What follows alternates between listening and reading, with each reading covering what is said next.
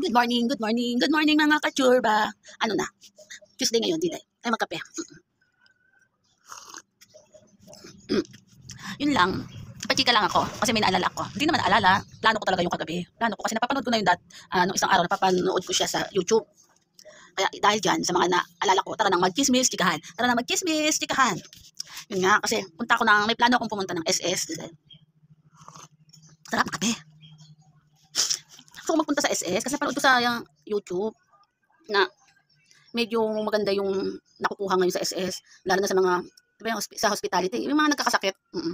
Kasi nagkaroon talaga ako ng, diba, noon nagkaroon ako ng company. Kaso, noon talaga rin, may utang din ako sa, yung mga loan, di ba? May utang ako yan sa SS, hindi ko pa natapos yung pagbabayad doon. Kaya lang, hindi ko pa kasi, tawag dito, hindi naman nakakalitas natin sa company yung mga ganyan. Ikaw mismo magbabayad sa SS. Yun nga, pachika lang ako yung utang. Pero, makakaraos din ako dyan. So, ang plano ko kasi ngayon, di ba galing ako sa sakit? So, hindi na ako makapagtrabaho.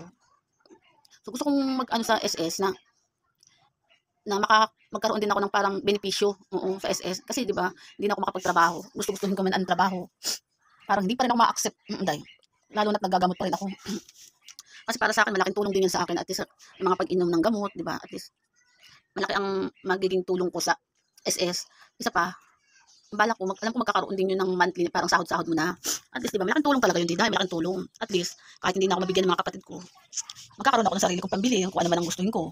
Tapos, tawag dito, nakakalimutan ko, Diday. Kasi kailangan ko kasing ayusin yung mga requirements. Yung mga gamot, yung mga papers ko na nagamit ko sa hospital siguro.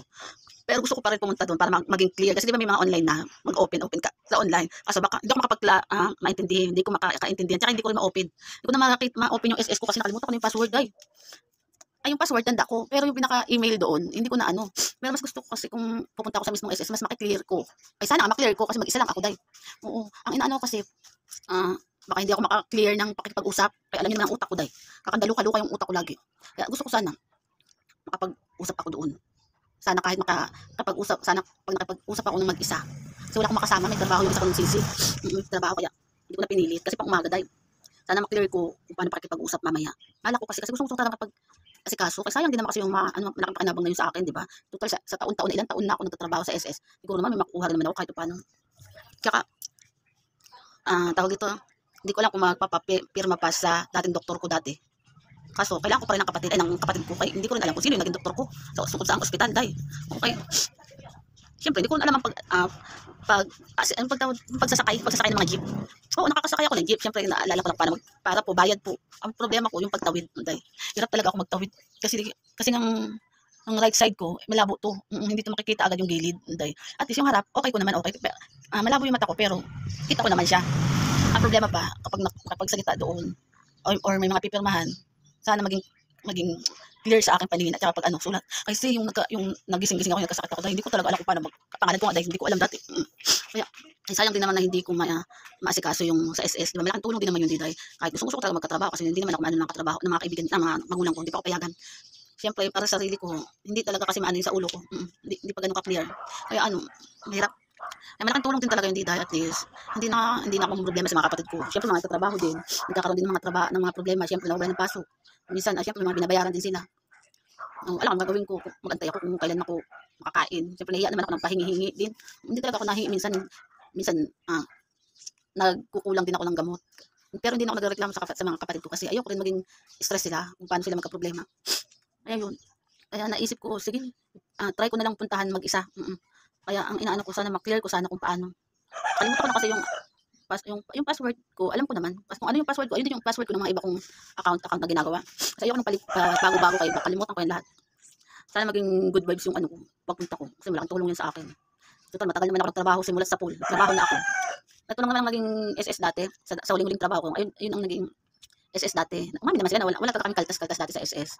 Ngayon, nagpaplano sana dati na after 1 year namin, kaya kami magpapasa ng mga requirements, para magkaroon ako ng kaltas dati ng SS at saka pag-ibig. Kaso hindi nga ako nakapagpasa kasi yun yung time na nagkasakit na ako, inatake na ako.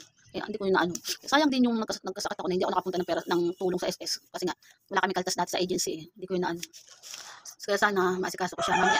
Punta ko siya maya-maya kasi mapakainit ay. Maraming tao. Baka maguluhan ako. Mga usapan, mga dipungan. Kaya yun, tsitsismis ko kayo kapag nakapunta ako doon. At least kahit paano, malaman ko kung ano ang dapat kong gawin. Saka dapat kung mga sikasuhin mga gamit, requirements. Kaya sayang din, total mag-December pa naman din. Ang hirap nang wala ka ng trabaho, mga kapa. So, maging swerte naman ang Pasko na darating. Dahil kahit kasakit ako, gusto ko na maging positive lang positive, di ba? Yun lang, napachika lang ako sa'yo. Kasi gusto ko talaga asikaso ng SS. Kasi di ba maganda ngayon ang ano ng pag-iinang.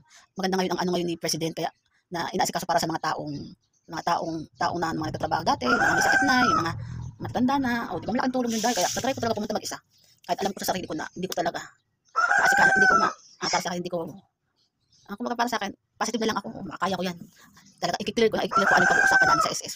Para maano ko. Sayang talaga yun dahil. Ang dami ng blessing ngayon sa ano ng president natin. Kaya alamin ko talaga, sayang ang mga blessing na mangyayari pag naging positive ako, nagkakabudget na ako, makapambili ng gamot, di ba? Kasi di ba ang pag-high blood naman, yung pagiging sakit ko na high blood, siyempre, alam ko tuloy-tuloy na ang ng gamot na yan eh. Kaya gusto ko rin yan, lagi ako may gamot. Kaya di ko nga, baka wala lang, napachika lang ako. Kung ano masabi ko, hindi ko masabi. Kaya yun na, okay, goodbye na nga sa inyo. Kaya nag-utak-utak muna ako kung mga dapat kong gawin at saka yung mga ibang iniisip ko, nakakausapin ko sa kanila. Kaya practice ako dito para pagpunta ko mamaya doon sa SS, ko ng salita. Okay? Goodbye na sa inyo at mag-practice pa ako. Okay? Bye.